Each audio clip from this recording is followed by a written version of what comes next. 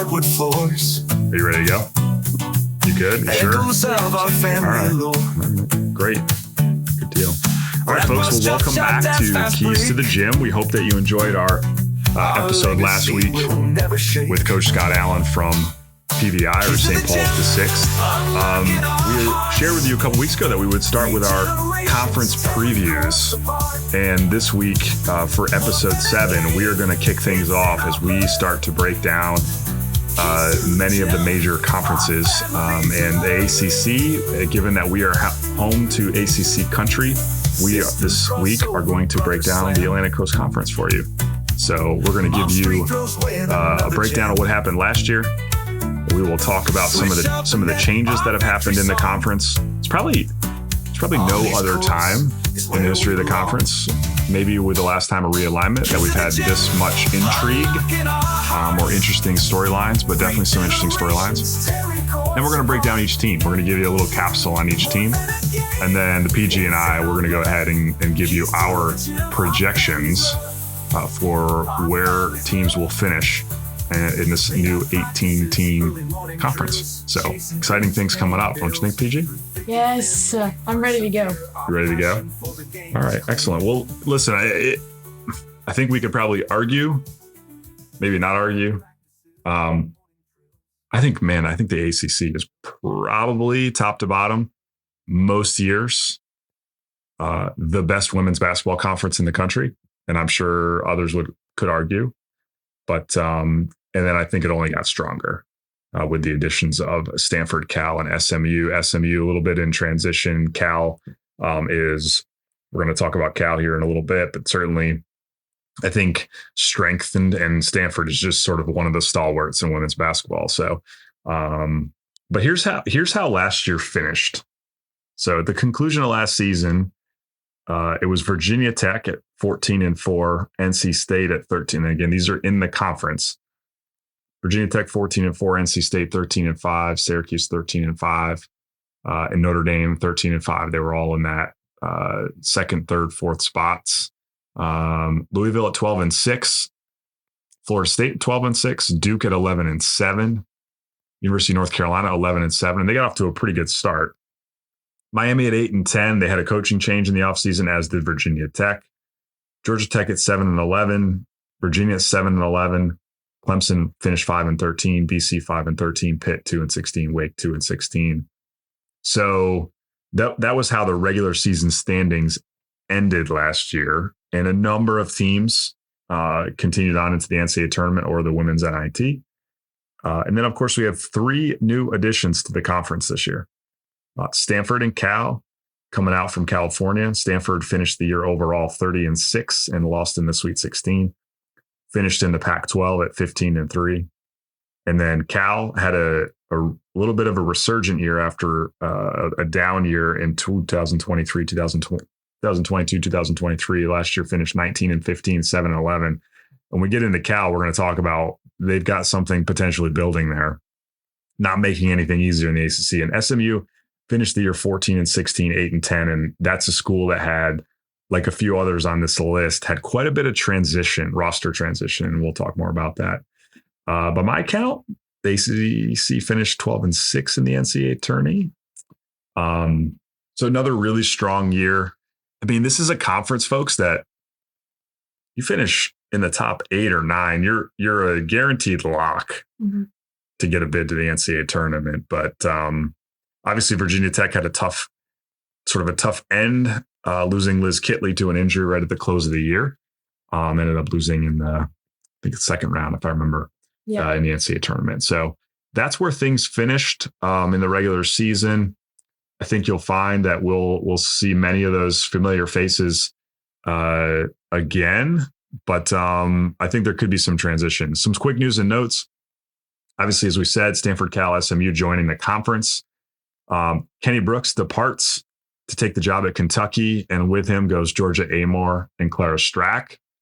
So that's a big transition, but the conference welcomed in a terrific coach in Megan Duffy, who had done a terrific job at Marquette over the past several years. So lots happening there. A new coach at Clemson, new coach at Miami.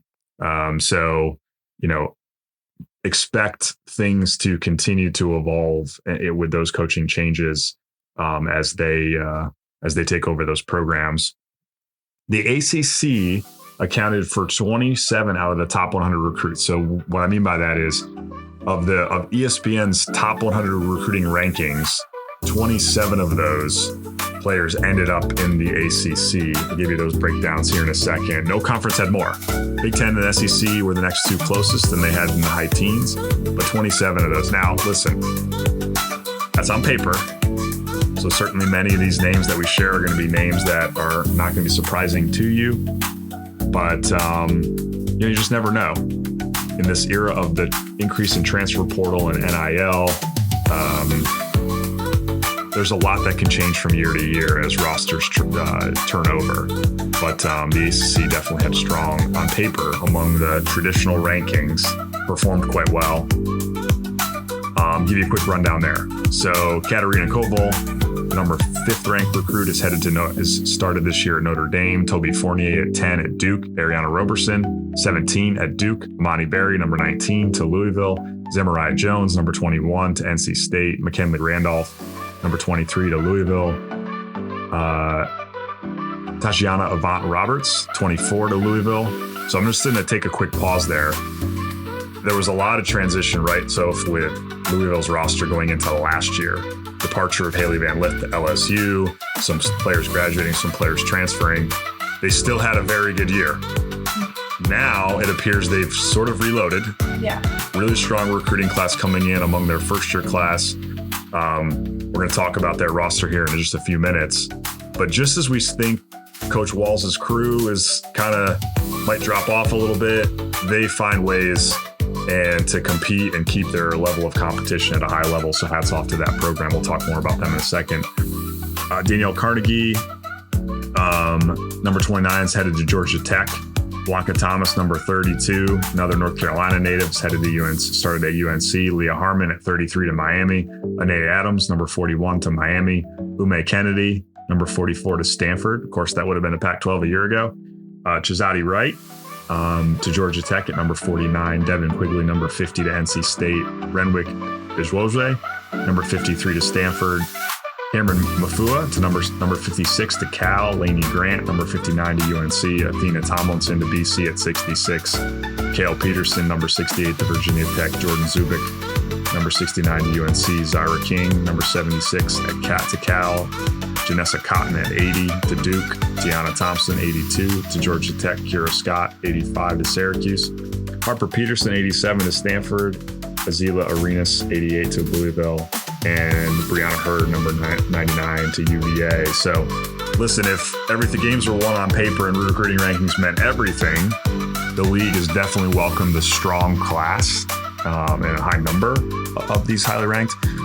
But we understand 3, 2, 3, 4 player development, right? And not everything comes down to who's in the top 100. It's going to be a composite.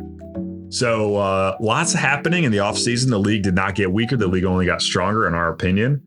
And I think we are headed for an interesting year for sure. Should be really exciting. Anything you want to add before we start to get into these team news and notes? So what we're going to do, folks, is PG and I are going to take turns talking about giving you a breakdown of each team. And then at the end, we'll go ahead and give you our each of our pick day preseason rankings. So I think I've got the first team here. We're going to go in the order of last year and then welcome our newbies. So the first team we're going to break down for you is Virginia Tech. So as I mentioned, right, PG, new coaching staff. Megan Duffy comes from Marquette. Kenny Brooks and team off to Kentucky. Took a couple of players. Obviously, they graduated a few. Liz Kitley, Kayla King off of last year's squad, a program and a class that has accomplished so much over the last 4 to 5 years. So quick news and notes on Coach Duffy. 5 seasons at Marquette. They went 110-46 and 64-30 in the Big East.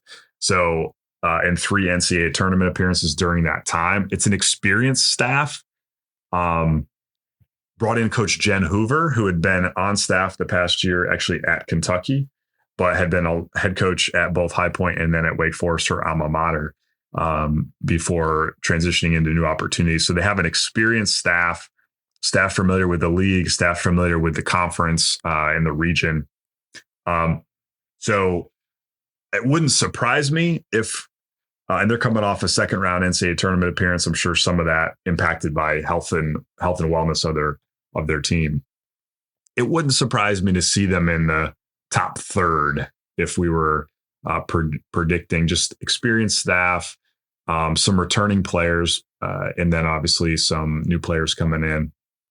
For me, looking at this group, it's going to be one of those years, and there are several teams like this. It's going to be one of those years where there's an opportunity for somebody to step up, somebody to take on the roles that Amor, Kitley, King, and others had played from a production standpoint over this last few years. So for me, a couple of players, there are 4 players in particular who had experience with that group that did remain that are going to have to play key roles, I think. First one for me is Carly Wenzel. When I watch Carly Wenzel play, to me, she's a live athlete, has some skill, appears a very capable defender, appears like could be a very capable scorer as well. And there were stretches where she gave them big minutes and stretches where she didn't play a ton. Last year, played in 33 games, started 1.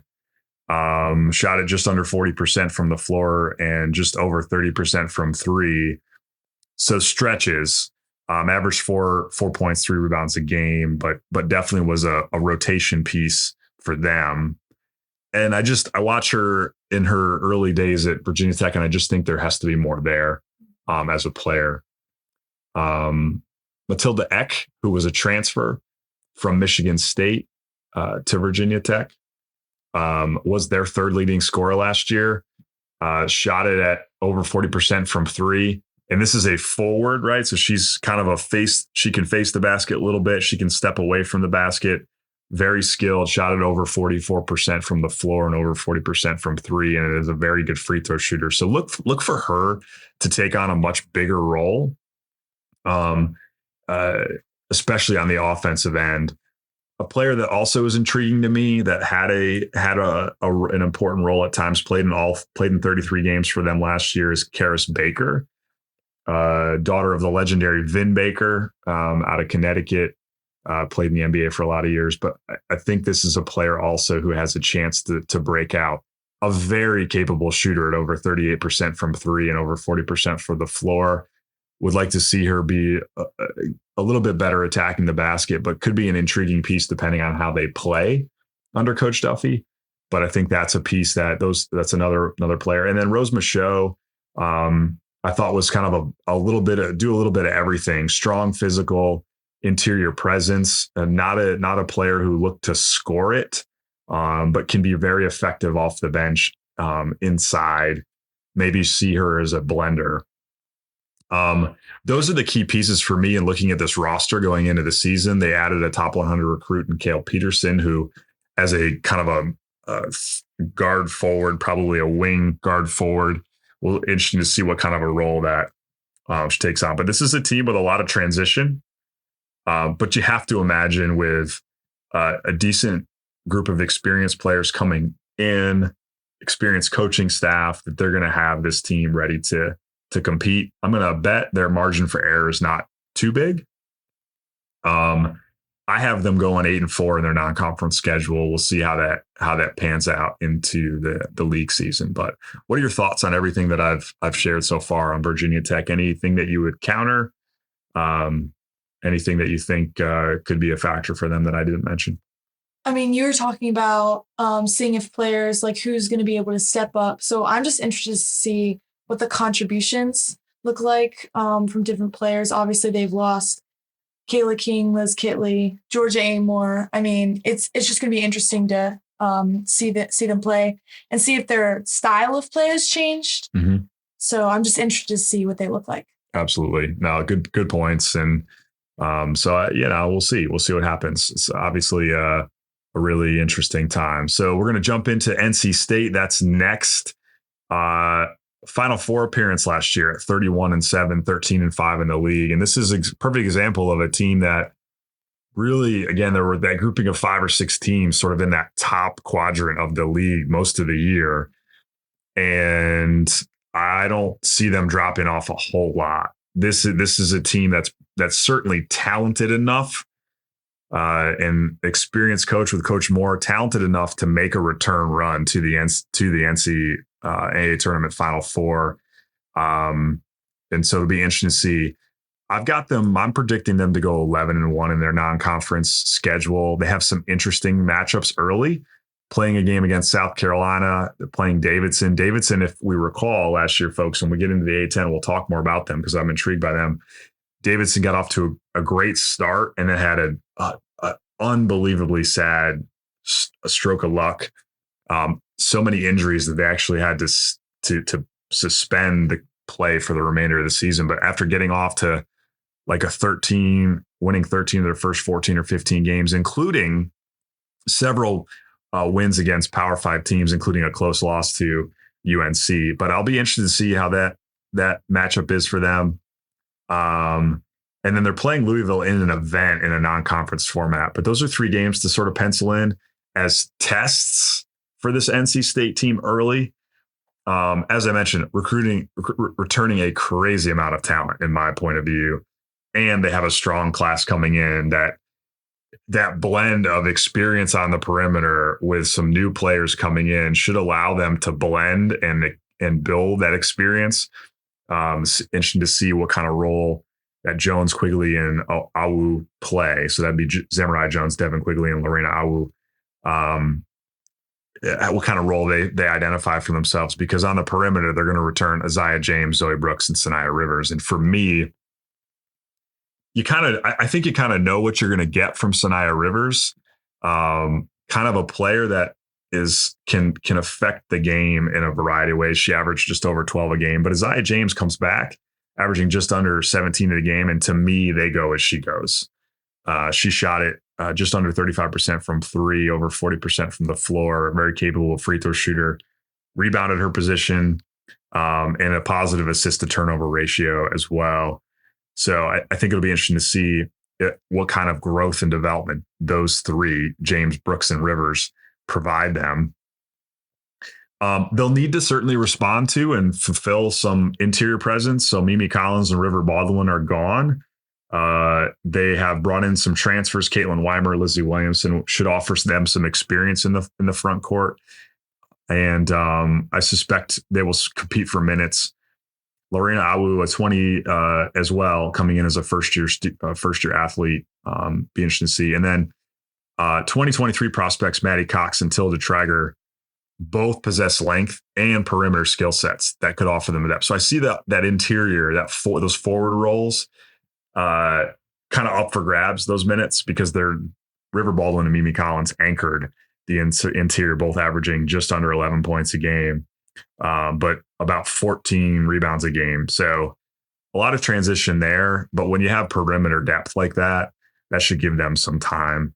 So I've got them coming in at 11-1 in their non-conference. Still think I'm going to go toward South Carolina. Probably would be a loss I would pick for them early, but we'll see.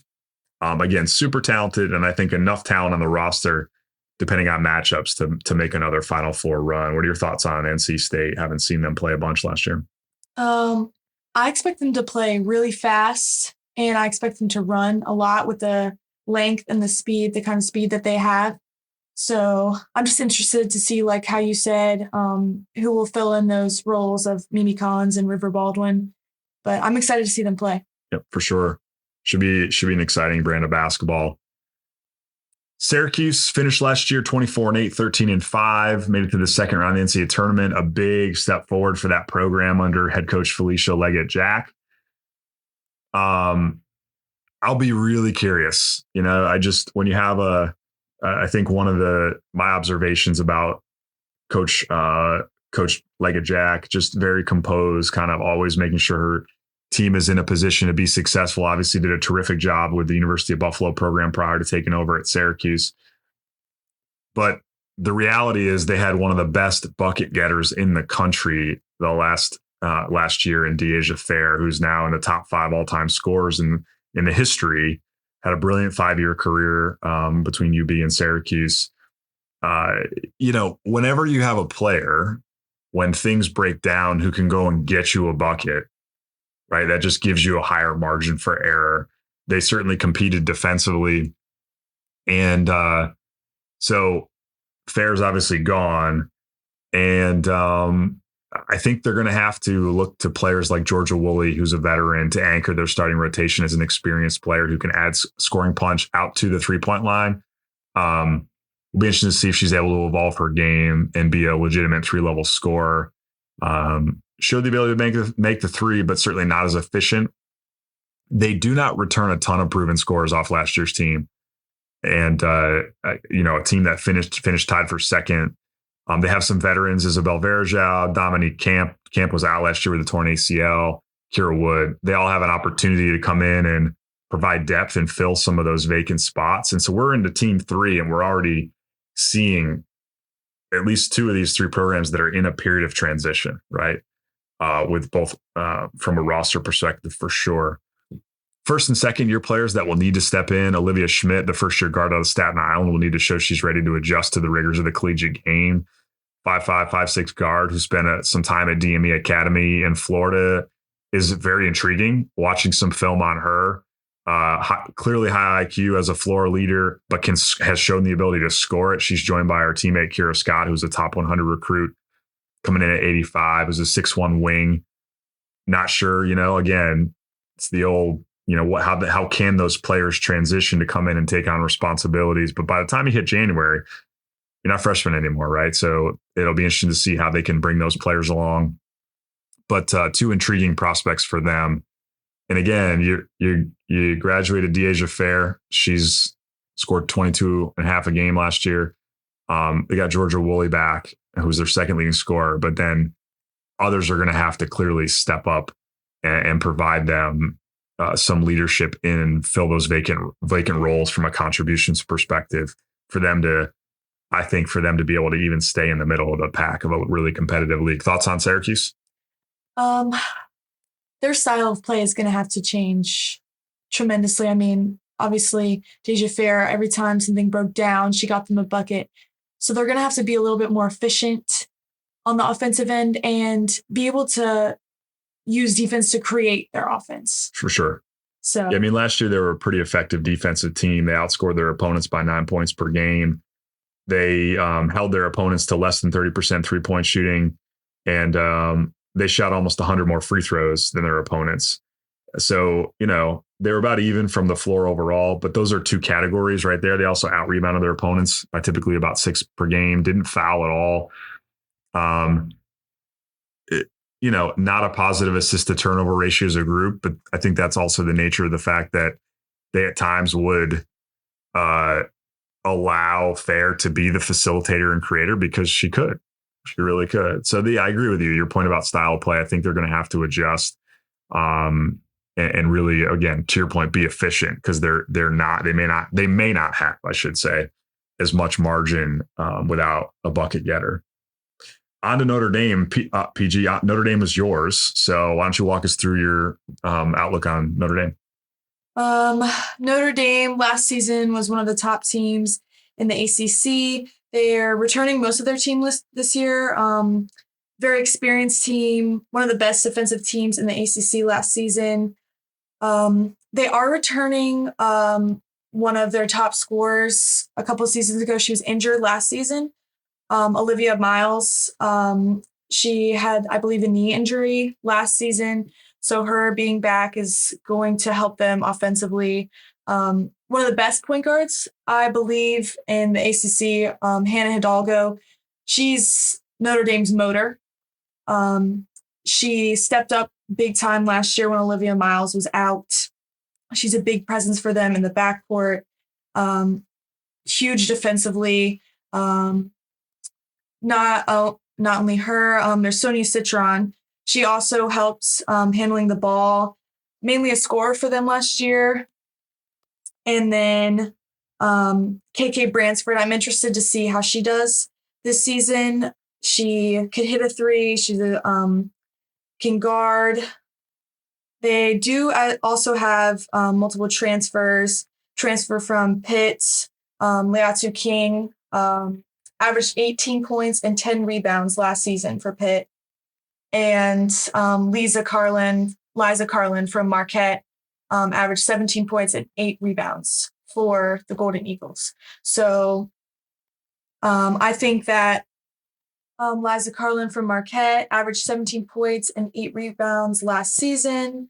Both these transfers will offer a huge paint presence for the Irish and will give them a little bit more size.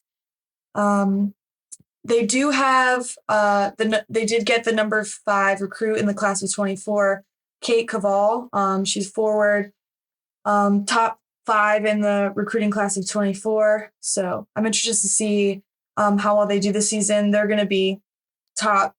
I believe they'll be one of the top teams in the ACC this season. So I'm looking forward to see them play. Awesome.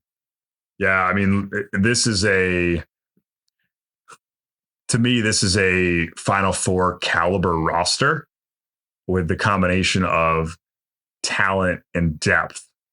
Now, here's always one of the coach's biggest jobs here in this particular situation, right? So you noted Olivia Miles out last year with an injury, and that opened the door for their freshman point guard and Hannah Hidalgo to get some experience leading the team, knowing that she had teammates like Citron and Westbeld and Bransford kind of in the background there for her last year to provide leadership and support where it was needed, right, at certain times. They also last year had Anna DeWolf, who was a proven catch and shoot kid coming in as a transfer. So they had a nice blend. But here's what I think is going to be the trick, and here's where the coaching. This is why the coaches this is what they get paid to do, right? Is how does Coach Ivey blend this roster? So here you have Olivia Miles, who was a big time component the year before, out with an injury, and then you've added 2 transfers who, in Liatu King and Liza Carlin, who are in the power conference, averaging 17 to 18 a game, as well as playing on the glass. Now, gives them some interior presence and options that they didn't really have. KK Bransford, I wouldn't say is kind of a blender, but those are 2 experienced veteran presence inside, could be helpful. There's only one basketball, and to me, Citron and Westbell, these are 2 also very high IQ, pretty efficient players that I think they're going to be keys. The return and blending in of Miles, as well as those transfers, is going to be the key to how far this team can go. Role definition, but certainly to your point, so plenty. The depth and talent is there, assuming health, and it's just going to be how Coach Ivey, in my view, gets all the parts to come together. And so really a really interesting thing to look at. Very good defensive team last year, sub 28% from 3 for their opponents, and shot almost 200 more free throws than opponents last year as well. So good attacking to the basket. That shouldn't get worse this year as well. Looks like we got them at 10-2 in their non-conference schedule. 2 really intriguing early matchups, right? One against UConn and one against Texas. Could go either way. Both of those could go either way. I'd probably put them in the loss category if I had to, but wouldn't be surprised if they finished up 12-0 as well in the non-conference. All right, next up is the Fighting Jeff Wallses from Louisville, the Cardinals. I thought a very good year for them, given all the transition they've had in roster over the last 2 seasons, player departures, transfers, as well as whatnot. Went 24-10 last year, went 12-6, had an early round exit in the NCAA tournament. But in my opinion, have absolutely reloaded. I've got them at 9-3. They're going to play a pretty competitive non-conference schedule. They got games against South Carolina, Kentucky, UConn, and a game against NC State early, which appears to be a non-conference tournament. Um, so, I think for them, it'll be a tough challenge against South Carolina and UConn. Could see them getting Kentucky, but that could go either way. They do return, in my opinion, two really critical players, Jada Curry and Olivia Cochran. And so if anybody's been a consistent watcher of Louisville over the last 4 years, you're going to see, you will know Olivia Cochran. She is an interior anchor for them. Was their second leading scorer last year at just under 11 a game and just under 7 rebounds, but pretty efficient and above average free throw shooter. Ton of experience. And Curry, for me, I think there are games where I watched and I thought she really was capable of scoring at a higher clip. I think she shoots it well enough, just a touch under 40% from three. And so it'd be interesting to see if her game can elevate. She had transferred a couple of years ago from Cal. And so I think she's capable of being a shot maker to balance Cochran on the interior. So look for those two to really give them some veteran presence. And listen, I just don't ever count out. Last year was a year I thought, they could step back a little bit and be more toward the middle third of the conference. And here they were again, the Cardinals battling it out night in and night out. They've reloaded with some young talent. So they have 3 of the top 100 recruits. I would say on a rankings basis, they had the strongest recruiting class of any team in the league. Obviously, just one part of the roster development in today's game, but important pieces for the future. Excited for them to see where they go. Any thoughts on Louisville, so? I'd say this is a very balanced roster. I mean, they have 4 players averaging above 10 points. So I'm interested to see how they play this season. Like you said, lots of young talent. So I'm excited to see Louisville play. Yeah, if they maintain that balance, that'll be an easier transition for them as they move forward. We're moving on to the next team, Florida State. They had finished the year 23-11, 12-6, first round NCAA tournament exit. Coach Brooke Wyckoff's group returns. This is a roster for me in some ways that I think has the potential to take a step up in the league. They were tremendous on the glass. Okay. So tremendous on the glass at a couple of spots. And not a great shooting team. Shot just over 40% from the floor, just over 30 from three.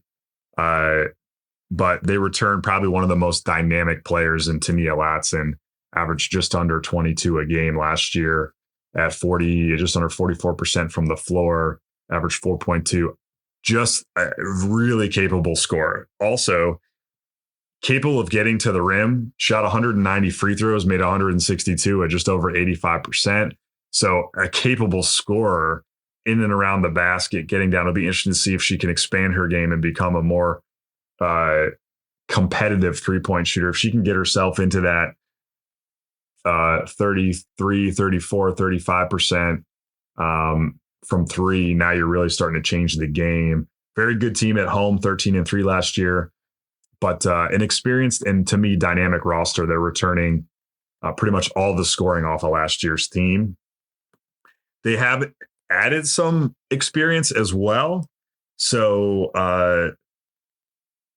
they got Rayan Dos Santos from Gulf State College, proven junior college guard and scorer in a strong junior college league.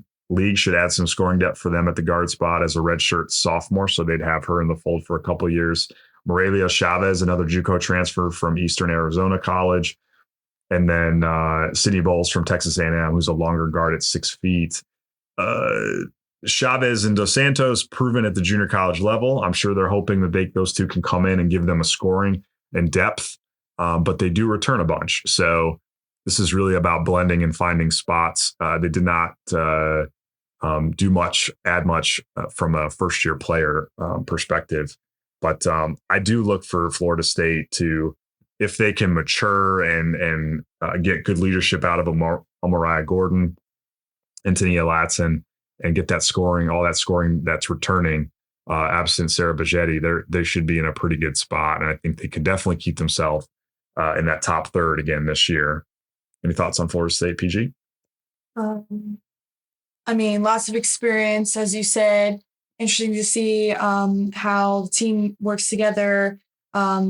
Huge score in Tanaya Latson, so excited to see them play. All right, that takes us to Duke. Duke's yours. Duke went 22-12 last season. They lost in the Sweet 16. Incredible. They lost to UConn, correct? They have a couple interesting preseason non-conference matchups with South Carolina and Maryland. I do think they'd be able to beat Maryland, but I don't think they'd be able to beat South Carolina. This is Kara Lawson's 5th season at Duke. This is a younger team. They do have a couple upperclassmen, but a younger team. They had one of the top recruiting classes, 3 top 100 recruits. Couple key returning players in Reagan Richardson. She was the team's leading scorer last season. She was such a dynamic player for them. Also, Aluchi Okinawa shot 35% from 3. Huge score for them last season as well. Kennedy Brown was their center last year. She provided some size inside and rebounded for them. They did get a transfer from Maryland last season, Riley Nelson. 5 points per game there. Interested to see how she contributes to this Duke team. Like I said, they got 3 of the top 100 recruits in the 2024 class. The number 9 recruit in Toby Fournier, number 19, Ariana Robertson, and a 4-star recruit in Janessa Cotton.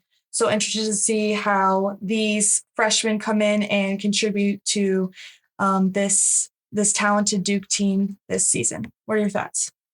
Yeah, I really like this team.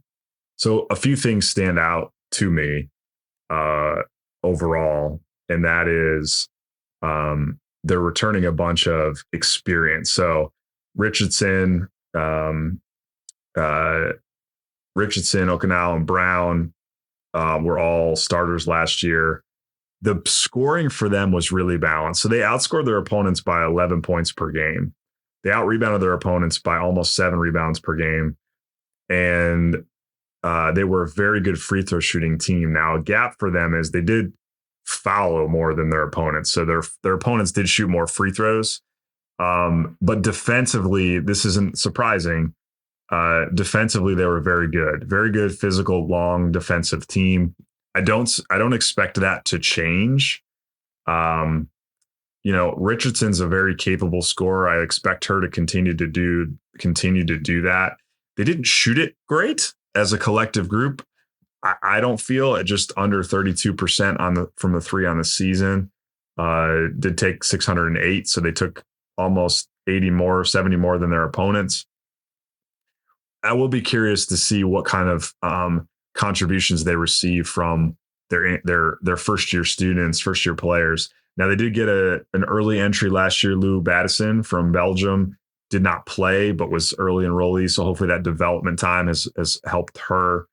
Expect to see her get some minutes at the point guard spot as well. It'll just be curious to see how they blend, but good veteran leadership that they have that's available to them, and they're balanced. They were a balanced scoring team last year. I don't expect that to change, but expect their defense to be the cornerstone of this Duke team, and wouldn't be surprised to see them take a little bit of a step forward when it comes to the conference overall. But it's funny as we get through our list here in a couple minutes and talk about our projections. It's like we're not going to give you wins and losses for each team, but we're going to place them in a certain order.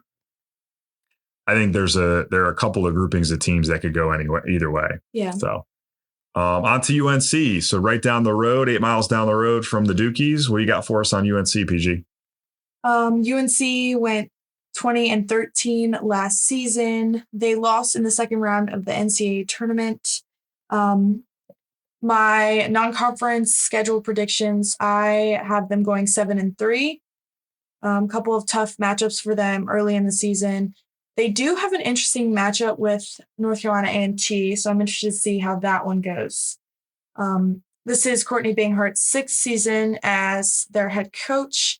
She coached at Princeton for 12 years previously, so very experienced staff. They're a fairly mixed group, some more experienced players, but also multiple underclassmen. They have lost what I believe is one of their most impactful players. I don't know, Deja Kelly, point guard for UNC last year. I don't know if this is going to help them or hurt them. She's a very capable scorer, right? Capable scorer, but she did create some. She was very. How do I put this? I wouldn't say she was the most pass first point guard. She was typically looking for her shot first. So I'm thinking, like, is this going to create a chemistry change for the team? Will this change how they play? Obviously, they do have multiple key returning players in Alyssa Usby, one of their top scorers last season, will provide leadership for them and has size advantage at the guard spot. Also in Lexi Donarski, she's a shot maker. She makes good decisions. She also has some size at the guard spot. And then Maria Gokdang, forward, size inside, can rebound the ball. They do have multiple incoming freshmen. Lainey Grant, four-star recruit from Virginia. I think she was in the top 100, right? Point guard. So she'll probably get some time at the point guard spot with Deja Kelly departing. And then Blanca Thomas, number 30 in her class of 2024. Will be interested to see how much time she gets this season. So any thoughts? Yeah. It will be interesting to see what the Deja Kelly transition is for this team. Yeah, it's always, to your point, it's always hard to know exactly what it means. What those roster transitions. Obviously, very capable scorer coming into every game. It's always interesting. I always felt in watching them play that and I don't know if this was in her intent to kind of try to allow the game to come to her, but she often didn't used to, in my opinion, force. She'd kind of come in and just kind of let, like, she never appeared at the beginning of games to try to really get involved. She'd kind of be very passive, and I thought oftentimes would kind of wait, and sometimes late in games come on. So I'd be really curious to see what that means for them. Obviously three key pieces in Usby, Donarski, and Gokdang, both on the perimeter and inside. Scoring at the guard spot is definitely up for grabs. Usby is, I think, someone who can score in different ways for them. I would put her as like a 3-4 almost, can kind of play a little different roles. She does affect the game and affects winning. Averaged almost 9 rebounds a game at just under 13 points per game. Not a jump shooter, only took 12 threes last year. And so someone that is going to be operating in that 15 feet and in type of capacity. So it'll be interesting to see. I do love your point about NC A&T. Coach Terrell Robinson at A&T has, I don't know if it's quietly, but they've quietly, as they've transitioned and elevated in conference, that's another one of those schools that I think people are going to not want to be putting on the schedule. They're incredibly well coached. To me, it's a mid-major game that you just don't really want to play because I think that can go the other way. I've got UNC with 3 losses in their non-conference schedule from my perspective. But yeah, interested to see it. This is a question mark for me. I thought going into last year, and they did get off to a good start. I thought going into last year, that would be a team that could, coming in, might be able to make a little bit of a run, not be out in the second round of the NCAA tournament, but just thought they didn't have enough scoring punch. And looking at the numbers, their opponents shot it better from 3 than them. Their opponents shot more free throws, or shot a higher percentage from the free throw line. They were almost even on the glass, and they were almost even from a scoring and defensive output. So kind of a team that had a lot of ups and downs. Moving on to Miami, it's a year of transition for Miami with a new coach hired in April. So why don't you get into Miami for us, PG? Miami went 19-12 last season. They did not appear in the NCAA tournament. My non-conference schedule predictions, I have them going 7-1. I do have an interesting matchup with them and Vanderbilt. I'll be interested to see how that game goes. Like you said, they have a new coach this season, Trisha Cullup. She was the head coach at Toledo for the past 16 seasons with a record of 353 and 169. They do have sort of a mixed group, a few more upperclassmen. They are returning the Cavender sisters. From where were they? The WWE were? Yeah, I mean, there's certainly, I chuckled, certainly they've, in the name, image, and likeness era, these are certainly two players dating back to their time, if I remember correctly, out on the West Coast. Is it Fresno State? Yes, Fresno State. There were two that sort of had a name for themselves, almost as influencers in social media. Certainly good players. So numbers speak for themselves. Certainly good college players, but certainly known for their influencer careers. But yeah, Cavender sisters back, right? Yes. Not only them, but they're returning Cheyenne Day Wilson. She was the Hurricanes' leading scorer last season with 12 points and 3 rebounds. And they're also returning Jasmine Roberts, another top scorer for the Hurricanes last season.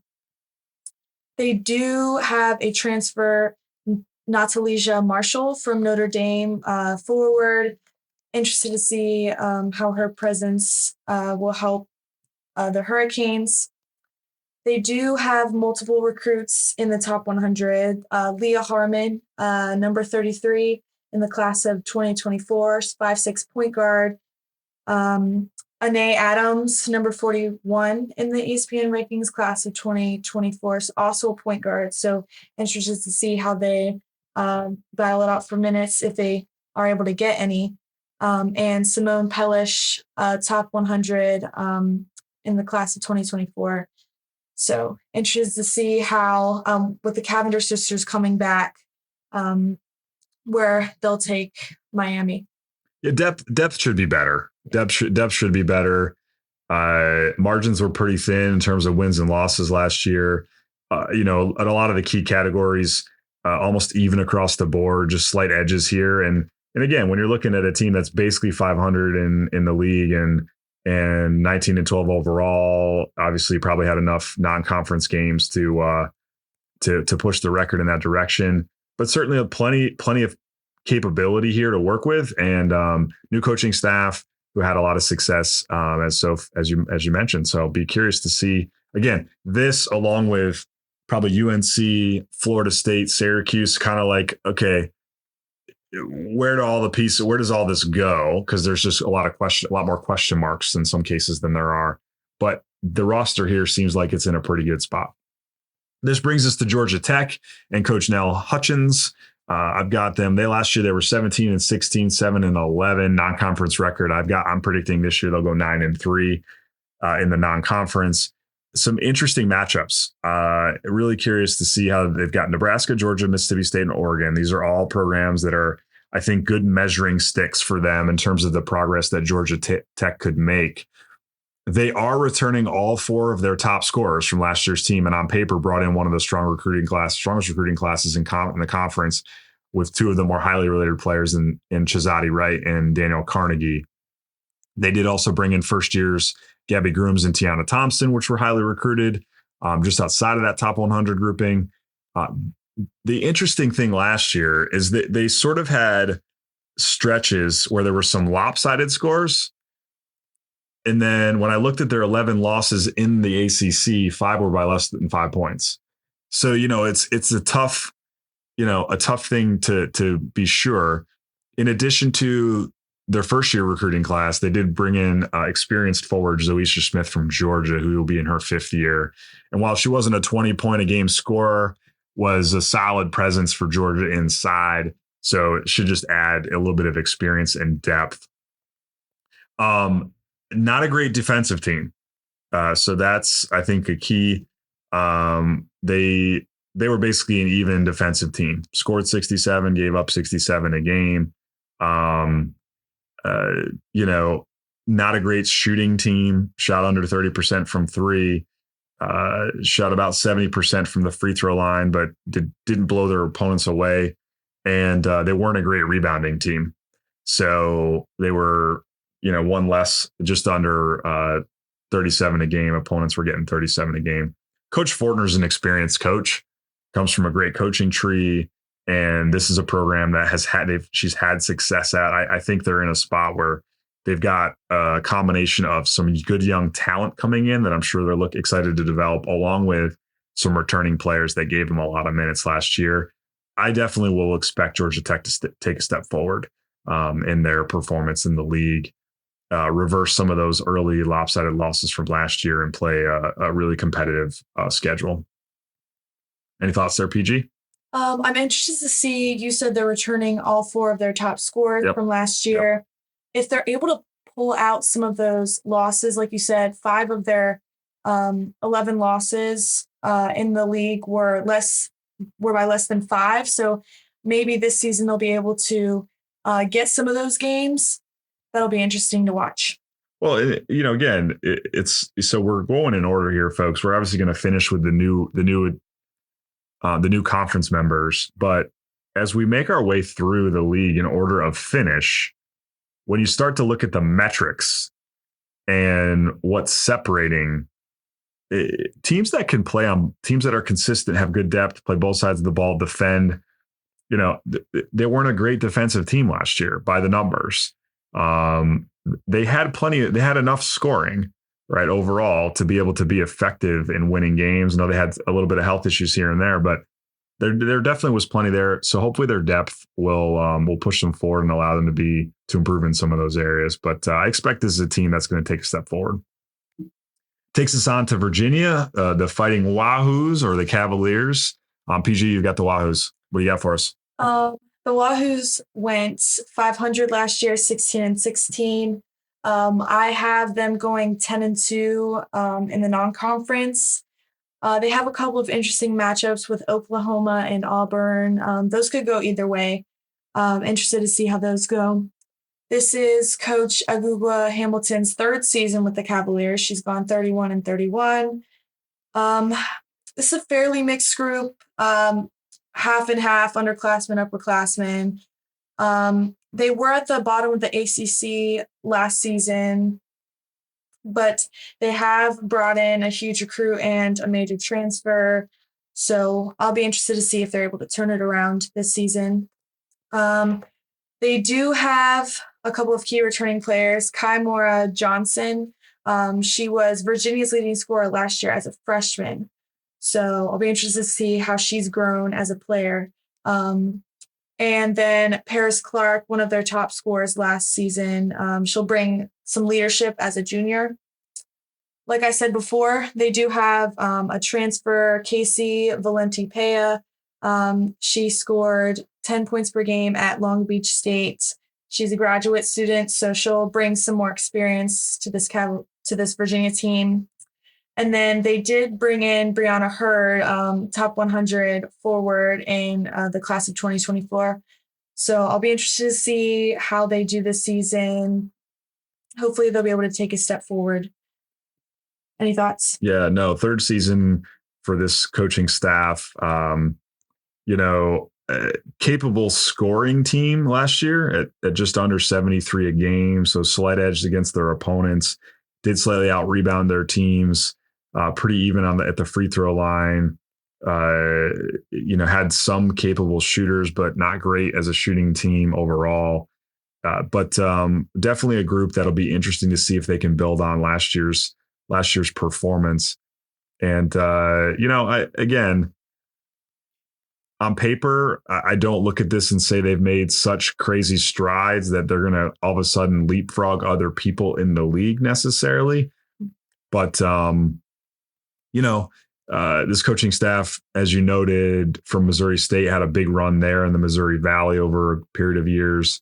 So you have to assume coaches understand what's required to build. And, this is a team that could score effectively. They're going to have to get better defensively. And again, can you get stops and identify advantages that you have? And this is one that I don't know if they'll make the jump. I don't know if they'll make progress. It'll be really interesting to see. Moving on to Clemson. What do you got for us on Clemson? Clemson last season went 12-19. I do have them going 10-2 in the non-conference. I didn't think that their non-conference schedule was all that strong. Yep. So they should be able to get at least 10 of those games. Yep. This is Coach Sean Poppy's first season at Clemson. He went 48-18 at Chattanooga over 2 seasons in the SoCon. So very experienced coach. An older group. They have multiple upperclassmen returning. They didn't have a huge recruiting class. They did receive a couple players from the transfer portal. So they do have Mackenzie Kramer returning last season. She was Clemson's leading scorer. Amari Robinson, she was a 5th year last season. She graduated. She was a leading scorer for them last season. So seeing her leave is not going to be great for them. And then Deshaunette Harris, she also graduated last season. She was a top scorer for Clemson. So I'm interested to see how others will step up. Mm-hmm. With that, they do have multiple transfers. Jordy Griggs transfer from Kentucky, and then Mia Moore transfer from UAB. She averaged 15 points and 9 rebounds there. So interested to see how they step in. And then they do have one freshman, Morgan Miller, 6'2" forward. So interested to see how other players will step up because of their multiple graduating players. Yep. What do you think? Yeah, no, listen, you got a new coach who won big in 2 years in a basketball league that is pretty consistently competitive, as one of the stronger mid-major programs on the women's side for a number of years, but won a bunch of games. So I think the question will be, without a ton of transition in roster, what is that staff able to do with the talent that's on the roster?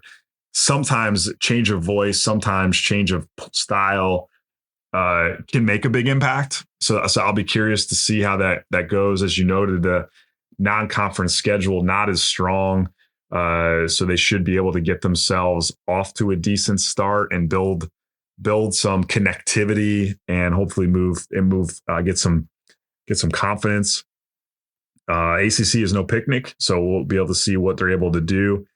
I have to imagine, my expectations with them is there will be a step forward with just a reinvigorating that roster with a new voice. Sometimes that's helpful, but this is a rebuild, more or less. This is a rebuild for this program on the basis of the record, and so we'll see what happens. But I think 10-2 in the non-conference makes a lot of sense. All right, moves on to BC. What do you got for us? The Boston College Eagles up in Chestnut Hill, Massachusetts. What do you got for them? They went 14-19 last season. I have them going 9-3 in the non-conference. Also not one of the strongest non-conference schedules. So we'll see how they do. Coach Bernabe McNamee, this is her 7th season with Boston College. She's gone 92-88 at BC. She coached at Albany before she moved to BC and made it to the NCAA tournament there.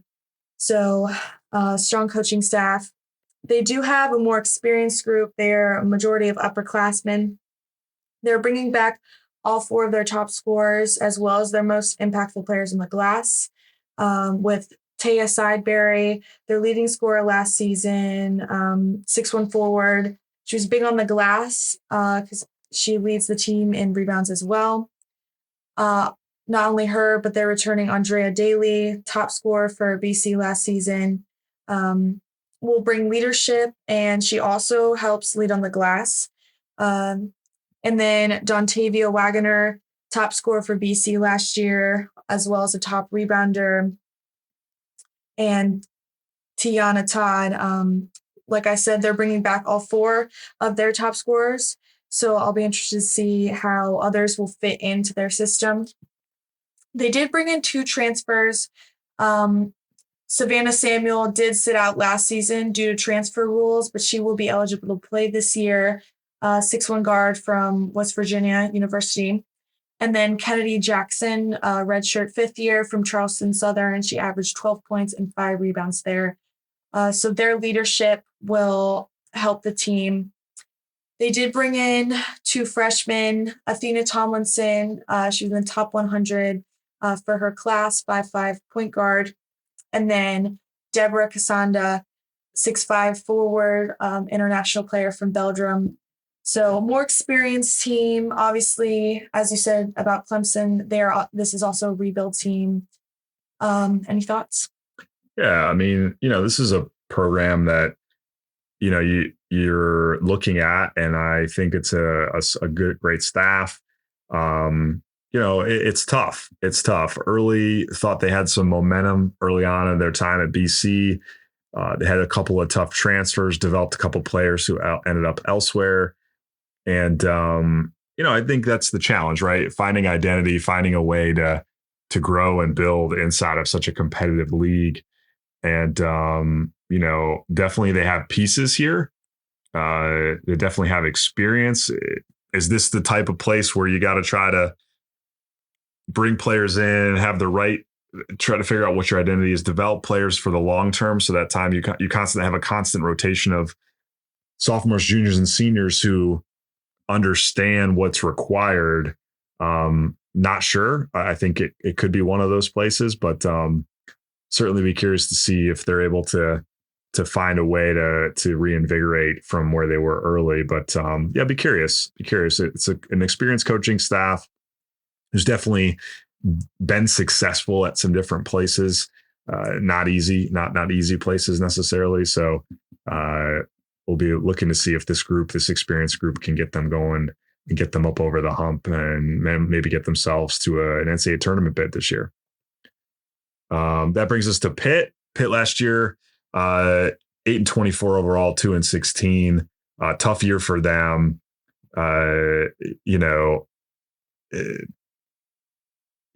It'll be curious to see. This is they had a coaching transition a little over a year ago. Be curious to see what they can do. This to me is a situation where they're really trying to find the right parts and pieces to get going again and trying to get the program in the right spot. They did lose their leading scorer in conference, no less, in Liatu King, as PG mentioned earlier, will be at Notre Dame.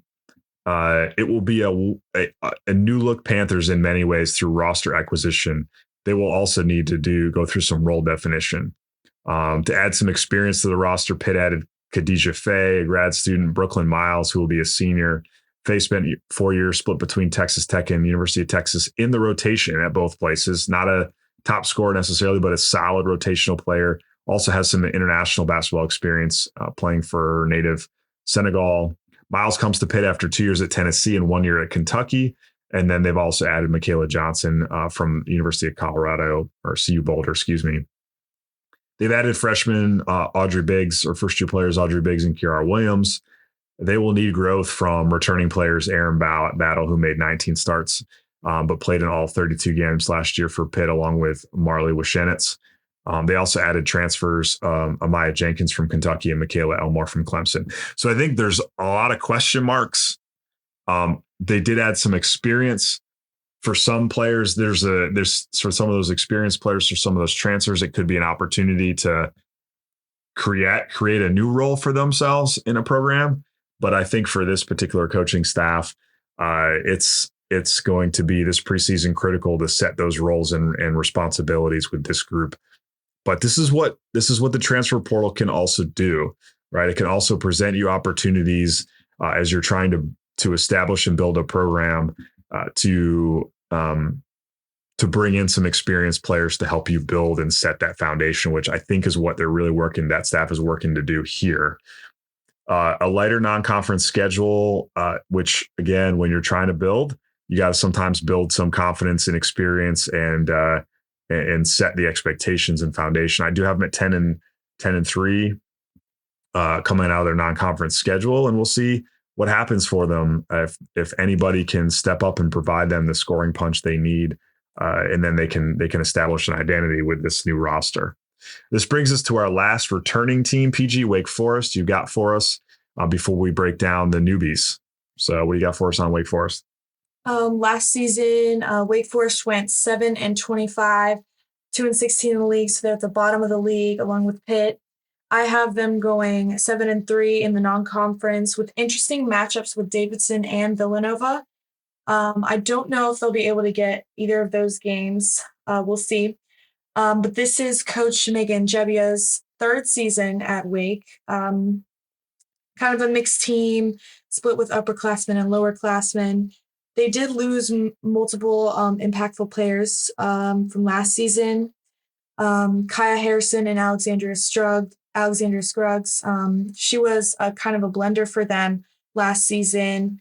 And then Kaya Harrison, she scored, rebounded, defended, also kind of a blender for them.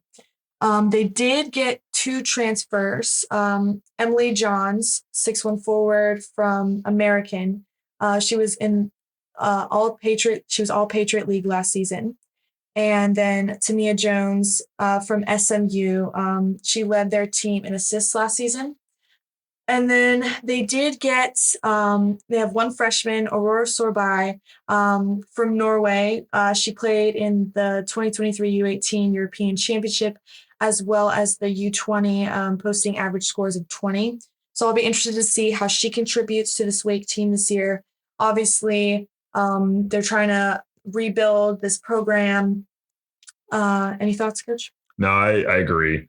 I think the pieces that they've added are a signal to the and if you look at even go up a year and look at who I have identified and have some early verbal responses for the next class 25 that will enter. This is going to be a program that I think is going to prioritize length and skill, maybe some international experience, and building players over the course of their 4 or 5 year career. I'd be really curious to see the growth. There are in particular a few players off of last year's team that are returning that I'll be really curious to see Riley Turkoff's growth. This is a player who was a big time scorer in high school, and is very capable. Didn't shoot a great percentage, even though she's noted as a shooter. I think sometimes though that transition from high school to college, speed of the game, even shot selection, understanding, well, am I a less than 30% shooter, or are the shots I'm taking not high percentage shots? So I think there's some growth there, but very capable, I think, on both sides of the ball. Interested to see how Katie Diebel comes back. I think that'll be really curious for her. But players definitely that on that roster that I think have some potential, that are well thought of.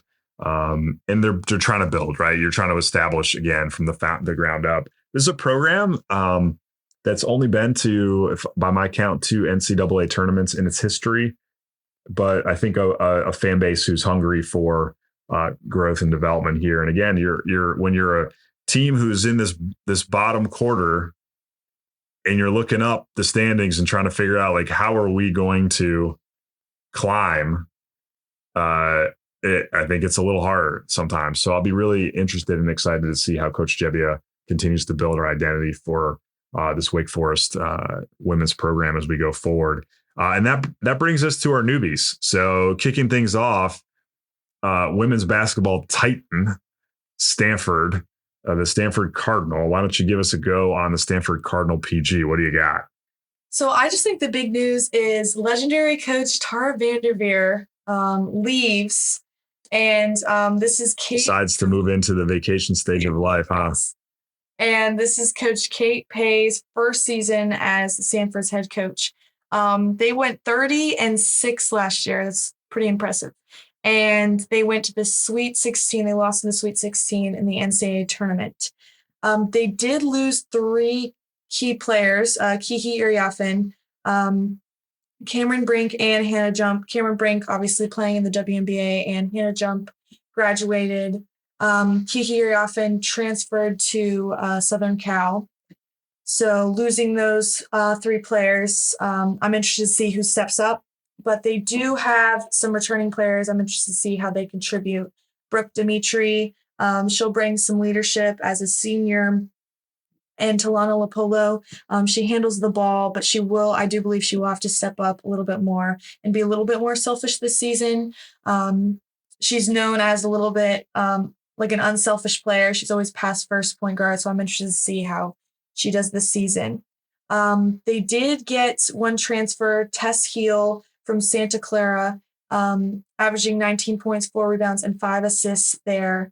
And then 3 freshmen, Kennedy Ume, Harper Peterson, top 100 in her class, and Shay Ijawai from Phoenix. So I'm interested to see how if they will change at all. Obviously, losing those 3 players is pretty impactful to the team. Any thoughts from you? Yeah, no, listen, this is a historical moment in the life of Stanford women's basketball, right? So Coach Kate Pay on Coach Vanderveer's staff for a number of years. So there's certainly there's that understanding and transition. But this is, when you're looking at the Mount Rushmore of coaches, again, similarly to the way that we reference Gina Oriama or the way that we reference now Dawn Staley, obviously still earlier in her career overall, but like when we're talking about coaches overall, right? What Coach Vanderveer accomplished at Stanford and the tone that she set and the consistency that was there over all these years, certainly a pivotal moment in the history of that program. Did lose Iriafen to USC. That's a tough loss. Two interior players, with Betts leaving prior to last year and then Iriafen leaving this year. And then obviously Brink and Jump. You're losing a ton of scoring. That team that averaged almost 78 points per game last year. But with all that said, yes, year of transition. Do I think it's all of a sudden they're going to be a 500 team? Absolutely not. I still would, we're going to reveal our positions here in a second, projections. But listen, this isn't a program that's going to backslide. This is a program with an identity, with a culture, with an understanding for how to evaluate talent and how to build a program. So the next group is going to step in and step up and take on those responsibilities and roles. Non-conference schedule, I've got them at 9-3. I think that's pretty fair. It could be better. It could be a touch worse, but there's going to be some growing pains and some identity. I think questions are, will they continue to play a similar style of play? I don't expect that to change too much, but you're always looking for what those changes are going to be under someone's new leadership, even if they've been there on staff for a while. But I don't expect this to be a program that's going to all of a sudden change overnight. They're going to be ready to go. And I think the biggest thing is going to be the amount of travel those West Coast teams now have. It's a different deal, especially when you're playing a weeknight game and a weekend game. So I'd be curious to see that. But no, I think you're spot on. That takes us to our next newbie, which is Cal, another West Coast team, another Pac-12 import. 2 of the 3 new teams. The second one from the Pac-12. Cal's another historically proud women's basketball program. They went 19-15 last year, 7-11 in the Pac-12, finishing 8th in the league. They did participate in the women's NIT last year. This year for the non-conference, I got them for 2 losses, somewhere between 10-12, 10-2, 11-2. Interesting matchups. Really curious to see. They're going to play Arizona in the non-conference, obviously be a former conference foe. And then they're playing Michigan State. Michigan State's a program that I see that's on the rise. Really impressed with that coaching staff and what they've done there over the last year or so. Now, with that said, they're returning 2 of their top 3 scorers off of last year's team. The Pac-12 was another deep league, right? So beyond the ACC, I got to put the Pac-12 in there. Really strong programs. They did add a pretty good recruiting class. Cameron Mafu at number 56 in the top 100, Zara King, number 76, Lola Donez, Gabriela Ajabor, and Sophia Bose. These are all five were highly recruited athletes. They're going to bring back Michelle Anya, who's an experienced forward who's getting about 8 points and 7 rebounds a game at the forward spot. And then they have transfers coming in: Jada Noble, Kayla Williams, Giselle Amal from Texas, and Natalia Ackerman. So I think this is actually a team I'm really intrigued to see. I'm really intrigued to see because they've got, first of all, a proven coaching staff and what I would say is a plus roster with some new young talent. And so I think they have all the parts that if all of a sudden you're looking up and they're finishing 5th or 6th in the league, I wouldn't be surprised, and winning 24, 25 games, it wouldn't shock me. With this on paper, I think you're never quite sure how transfers, as we've talked about, are going to fit in the roster. But I think this program is moving in the right direction. They return everyone, have keep really their most key players, strong recruiting class, and added experience. Those are all good combinations. And again, finished 8th last year. And so really excited to see where they go. And that leaves us with our last team, SMU. The Mustangs out of the American. This is a team on paper I think is probably going to be toward the bottom third or quarter. Finished 14-16 last year, 8-10 in the American. I'm looking at their non-conference schedule. I've got them at 7-5 through their 12 non-conference games. They also have some interesting matchups. They also have North Carolina A&T. And again, that's going to be a well-coached program. I wouldn't be shocked to see A&T get this one. They're also playing Texas Tech, Missouri, and Minnesota. So we'll get a good benchmark of where they're at with those Power 5 conference matchups. First-year players, just one from what I can see.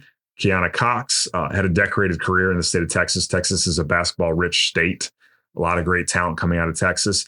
There are some intriguing transfers, and I think these are going to be critical for them because I don't see as much confidence in their returning roster. But transfers Zanai Jones, who started all 31 games last year on a good Villanova team. Nia Robertson from George Washington, A10, was an all A10 selection last preseason all section, averaged 16.2 points per game prior to injury. So experience and scoring there. Keisha Woods from Xavier, rotational player. Sandra Magalico from Arizona State, played some minutes here and there in 31 games, but a limited impact. Nicole Rodriguez from Loyola Marymount is an experienced guard, should bring some veteran leadership. Good, averaged a little over 10 a game as a graduate student. Kylie Marshall from A&M, Brianna McLeod from Colorado, both had limited minutes. So this is probably for them, looking for a place where they can really establish and build a role and an identity. I look at SMU's roster and all I see is plenty of room for players to step in and establish themselves into primary roles. Top 2 scorers from last year are gone, 8 new players, including 7 transfers. I'm sure the preseason is going to be a sorting process for them. Like we noticed, did acquire some veteran experience. But in a packed ACC, I don't know. SMU's got great margin for error. Will be significant year for them if they're outside of the bottom quarter of the league in year one. So that's what we've got. So folks, that wraps up our quick summaries. We're going to go ahead and give you our projections for this year. So let's go over our preseason projections. We're going to go PG and then coach, PG and then coach, all the way through our 18 picks. We're going to kind of break these into groupings of 4 to 5. So our first 4. So these are probably the 4 teams that when you look at them could be interchangeable. Like it wouldn't surprise either of us if this is a team that could win it the regular season. When it gets to conference tournament stuff, all bets are off. But okay, PG, who you got in the first spot? If you were projecting the team who's going to finish in the first spot in the ACC at the preseason, who would you say you got? I mean, no doubt, Notre Dame. I have Notre Dame in the 1 spot. Okay. Keep going. No, I agree with you. I also have Notre Dame as who I think is going to be the first team at the end of the regular season standings. Moving on down to the 2 spot. Who do you have in the 2 spot? I have Duke in the 2 spot. They have a strong recruiting class and more experienced players, so I think they'll fit in the 2 spot. Okay. All right. I've got NC State taking the 2 spot. I just think the perimeter scoring, the scoring punch, the ability to score in transition and activity on the glass keeps them in that category. I really had almost Notre Dame and NC State interchangeable there. Easy to argue back and forth. At number 3, who do you have? I have NC State in the 3 spot. Okay. I was kind of contemplating between NC State and Duke, but I really think Duke defensively is pretty strong. So I have NC State at the 3 spot. Okay. And for 3, that's Duke for me. I think Duke's going to have to really rely on their defense to set the tone. I think they're quite a bit more methodical on the offensive end. That's not a problem. They're very capable of scoring in transition, but definitely that defensive end of the floor is a big part of their identity. How about at number 4 as we finish up this first grouping of 4? And then I have Louisville in the 4 spot. Yeah, me too. I've also got Louisville in the 4 spot. I think combination of that identity, coaching staff, toughness, and young talent, I think that they will be in that 4 spot. Coming in at number 5, and as we move into our next grouping of 4 teams. I have Stanford in the 5 spot. Okay, I also have Stanford in the 5 spot. It wouldn't surprise me if they move themselves into that next grouping. I think this next grouping of teams for me, this 5 through 8, there's like a question mark or 2 that could move them into that top grouping. But I also have Stanford, and I think they'll be knocking on the door all season long. Moving to number 6, who do you have at number 6? I have Florida State at the 6 spot. Okay, and for me, that's Georgia Tech. I think you and I have some another 2 teams that are flip-flops here. But for me, it's Georgia Tech at 6. I do think they'll take a step forward under Coach Nell Hutchins this year. Who do you have at 7? Georgia Tech at 7. Yeah, 7 for you. I've got Florida State as my number 7. I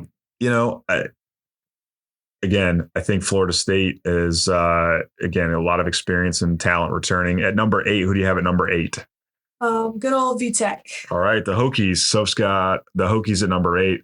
I've also got the Hokies at number 8. We're now moving into 9 through 12. Who do you have at number 9? UNC. Okay, UNC for me as well.